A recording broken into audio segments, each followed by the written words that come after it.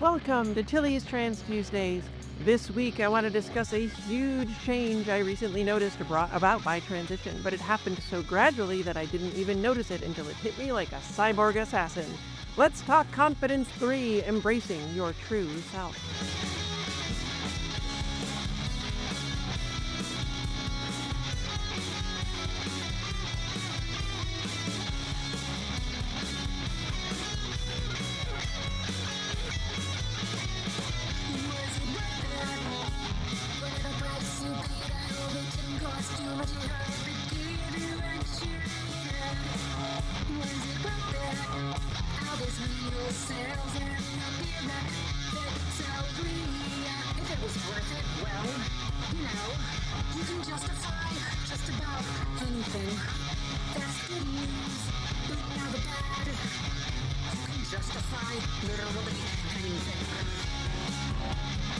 Hi, I'm Tilly Bridges, your host, and I'm joined by my writing partner, my best friend, my wife, our token cis representation, the lady who embraces me oh so good, Susan Bridges. Hello. Our returning guest is Jillian Morgan, the entirely patient and much put upon audio editor for this show that you're listening to right now, which means that they get to hear every mistake I ever make, and dang are there a lot of them. She's currently in seminary working on her Master's of Divinity and trying to actually make the world a somewhat better place for everyone, especially queer and neurodivergent folks, instead of weaponizing religion against people who already have their backs against the wall. Welcome back, Jillian. Hey, thank you. It's good to be back. Okay, so as I mentioned last week, it has been a hot minute since you have been on the It show. has. You are our very first guest as we sort of eased into figuring out what the show was going to be. So folks listening, you can find them in episode 1 on What Are Trans Tuesdays and episode 2 on The Past and Why It Haunts Us. And then episodes 45 and 46 on Trans Voices 1 and 2. Yeah. But before last week, it had been well over 100 episodes since you had been back on this show. So let me just ask you, as the person who has had to edit every single one of these episodes, how much do you hate me, and will you ever forgive me? I forgive you. I love you. Oh, I would never. I could never hate you. Thank you. Trust me. I know I've put you through a lot of stuff too. That I'm not gonna. I think we're even as far as that goes. We're all human, and we are. And I'm very human in the recording of this show. My humanness shows all over the place. And that's okay. And you really have improved. Over the years. Both of you have, and it's gotten, for the most part, unless we have a particularly interesting guest, Nicole, it's been a pretty easy process most of the time. There's a few that are like, oh, this is fun, but for the most part, it's gotten a lot easier. Well, I'm so glad that you have put up with our growing pains and the learning process, because we couldn't have done this show without you. So this all exists because Jillian signed on, because I didn't have time to edit them all and write them all and record them all. So you've got enough going on. Don't we all? You're both amazing. Everybody's amazing. Everybody's amazing. It's true. No, you. No, you. No, you. You get amazing. You get amazing. You get amazing. Okay. Do you want to remind folks one more time where they can find Jillian online after listening? I am Audio Jillian on Blue Sky. Yeah. Pretty much anywhere, all the major socials. I don't use the old place anymore. No. At all. No. So, I've been you might find it. Yeah. Because I never bothered to delete it, but bar. yeah, but I don't use it. But yeah, like Insta, I'm on Facebook. And, I don't on YouTube. That one is different. It's Jillian FTW. And, right. You can have some fun, seeing my incredible awkwardness as I continue this journey through gender and neurodivergence and all sorts of chaos and a little bit of theology and a lot of swears. So, It's a beautiful human awkwardness that so many of us possess. It is. I like being awkward. It's fun. It scares people. All right, I want to begin by saying that this is a follow-up to Confidence, as discussed in episode 31, and Confidence 2, which still hasn't made its way to the podcast, so you can find it at Tilly'sTransTuesdays.com. And I am sorry that sometimes later installments appear here on the podcast before earlier installments that haven't been revised and brought here yet. But this is what happens when Trans Tuesdays existed for 2 whole years before this podcast did. Sometimes things might be a little out of order. I am sorry. Just pretend it's timey-wimey and you'll be fine. Anyway, this is actually also very much a follow-up to Gender Euphoria, which we talked about in episode 143, and Halloween and the Fear of Your True Self, which we discussed in episode 133. This isn't releasing anywhere near Halloween and doesn't really have anything to do with it, but thematically, they are very connected, so do check those out. I have said so many times that figuring out I am trans and transitioning has been like untangling a knot because it connects to so many aspects of my life. Now, 6 years into Trans Tuesdays, you're going to be seeing a few more of these that are follow-ups to multiple previous episodes and essays at the same time, because truly it is all connected and things dovetail in fascinating ways. In that Halloween episode, I talked about my incredible fear of letting anything like makeup or hair dye or even costumes anywhere near me due to the gender feelings I subconsciously knew they would cause, but was in no way equipped to deal with.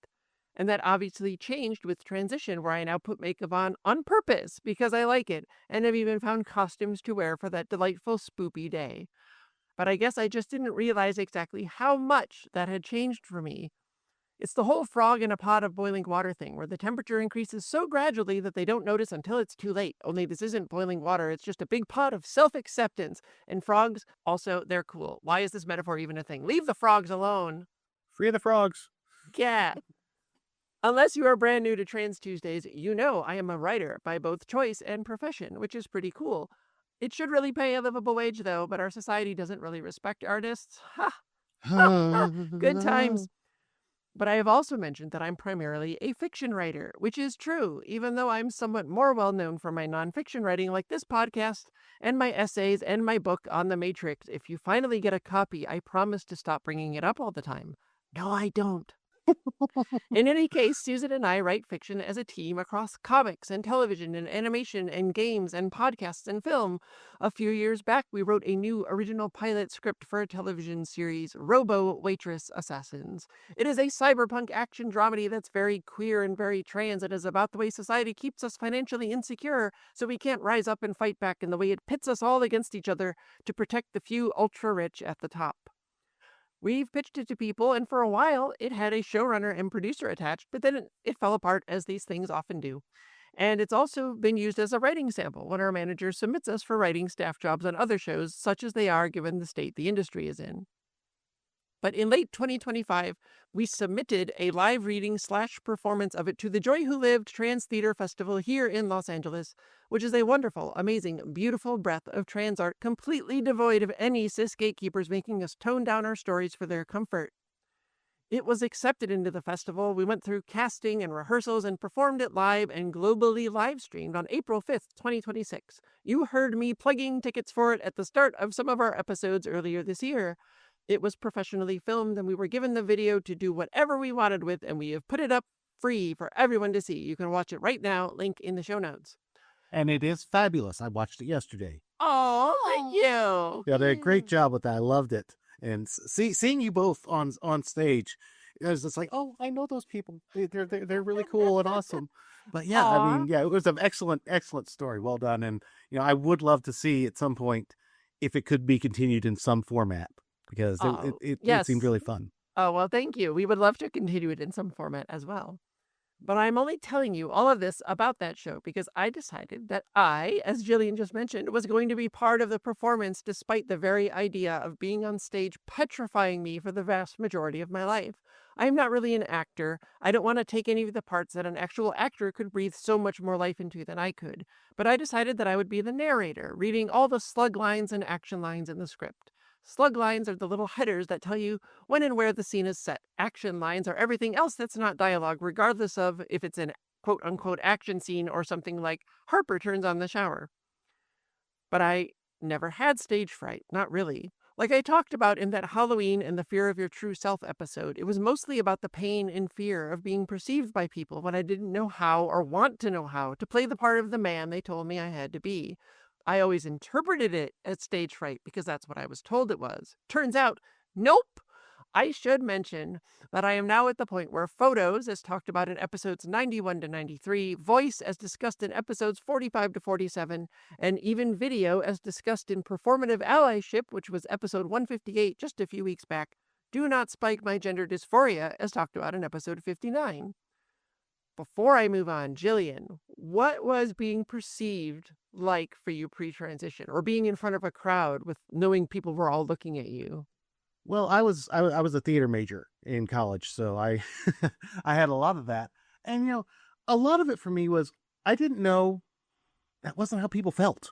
I didn't know that there was, the case of, you might actually be a girl, and that's why you get a little uncomfortable on stage. But, Yeah. I would get awkward on stage. I would constantly having directors tell me, stand still. And, don't hold your hands like that. Part of that's also autism, but that's another story altogether. Sure. And, it's one of those things that a lot of times, especially when I would be playing quote unquote myself, I would have to be a character. I couldn't be me, like when I was doing emceeing for Rocky Horror or all those years on radio, that wasn't me. It was me filtered and in character. And I think that's part of why I don't necessarily mind when people refer to my old radio stuff under my dead name, because that wasn't me. That was the character I was playing. Sure. And, I don't mind you bringing up the character again. It's just, if you're talking about me now, yes, you damn well better say Jillian. But, before that, but old stuff, I don't care. It doesn't bother me. Besides, it's old. It's out there. And, it's nice that people actually give a damn sometimes. But now, I mean, I've finally gotten to the point where I am comfortable on stage. And, speaking in front of people. I've had situations where that wasn't the case, even fairly recently, like massive panic attacks in class, having to run out of the room. But mid-presentation, that was fun. But, now, I mean, I just preached my first sermon this past Sunday. Holy shit, that was amazing. But, actually being able to be up there and be seen as me is huge. Yeah, it's such a wild It's thing. wild. For me, this was the first time I was going to be on a stage in front of an audience since transitioning. And not even just a live audience, but people all over the world could watch the stream, and it was being recorded for posterity. Posterity! Just think of the posterity.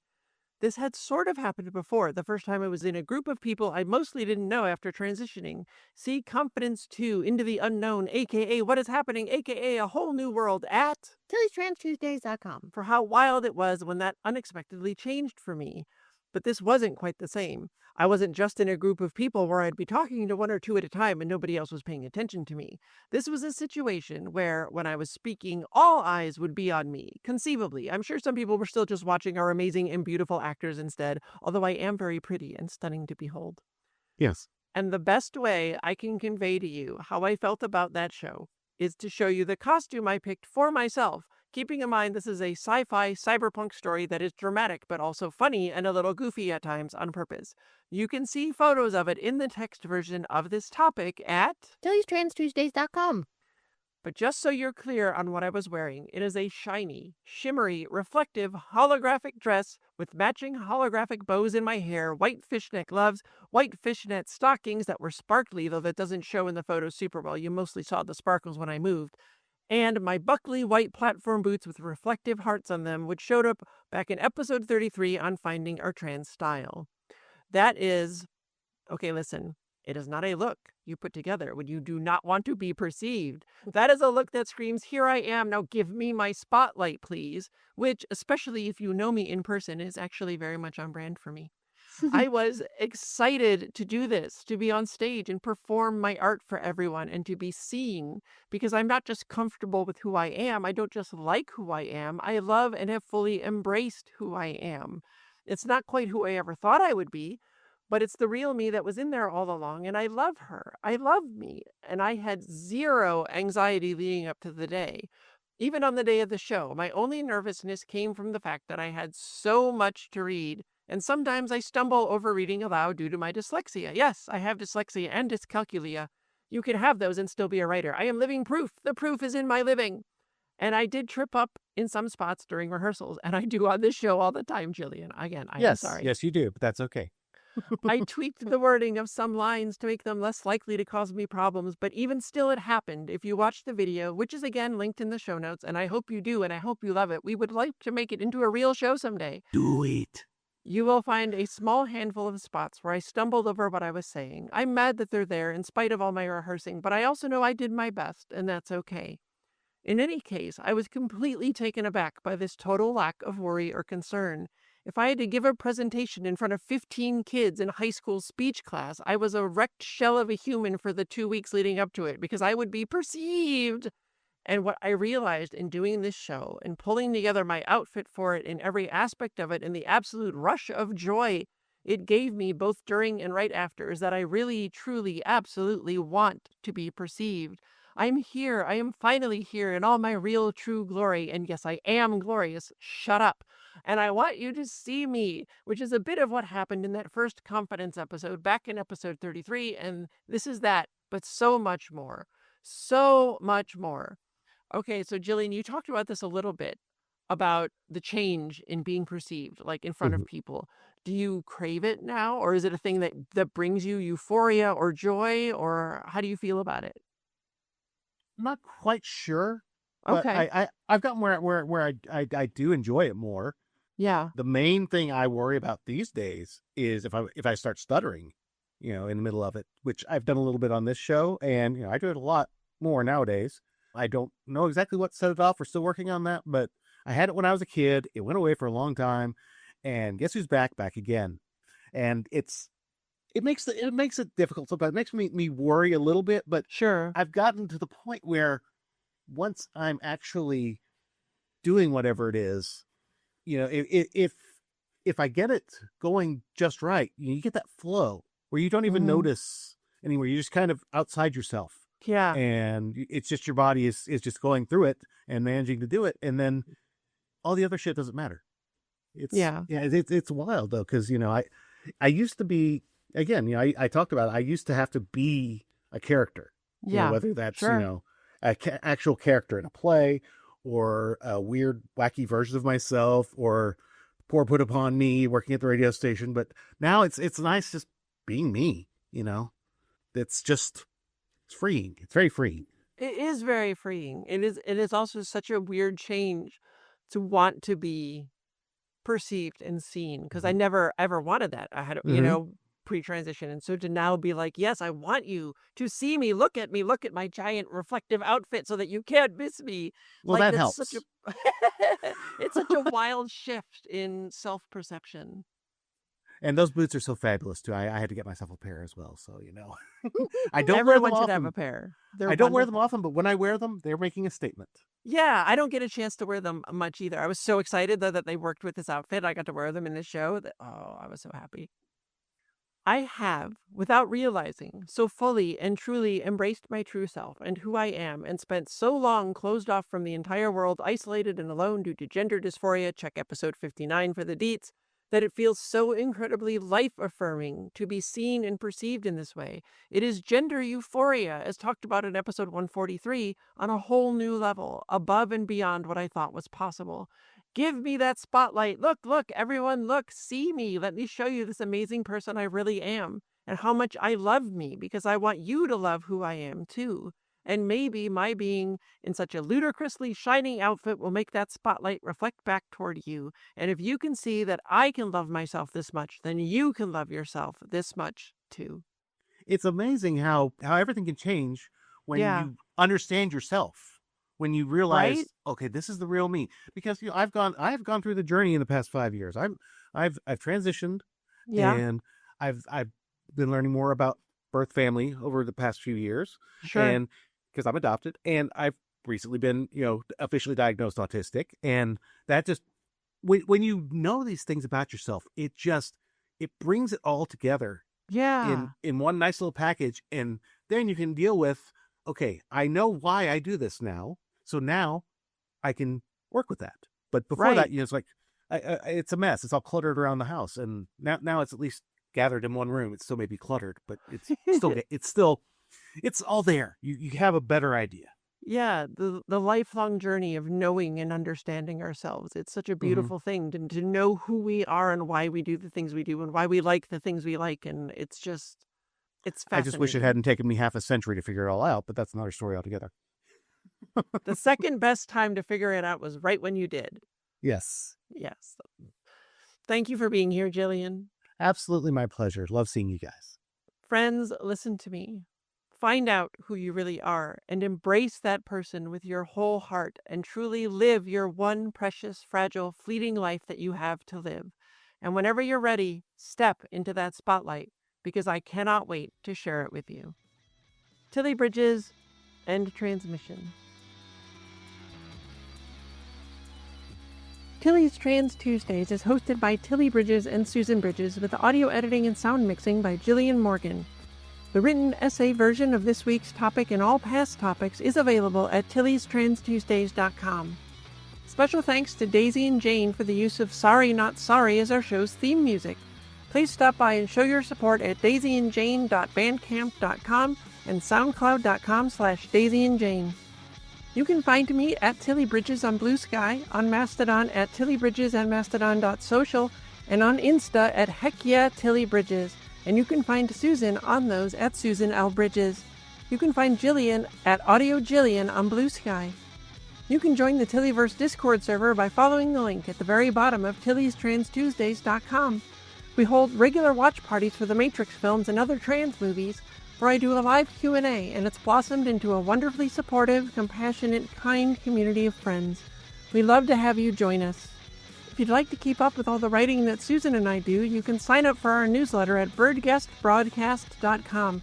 Signed copies of our comics and my book, Begin Transmission, The Trans Allegories of the Matrix, are available on my coffee shop at ko-fi.com/tillybridges. If you're listening on YouTube, it's so cliche, but please like and subscribe and take a few seconds to leave a comment. Those feed the algorithm and helps the show be found by so many more people. If you're listening on other platforms, ratings and reviews help just as much, and I'd certainly appreciate them. Thank you for your support. For more information, visit pendantaudio.com. Thanks for listening.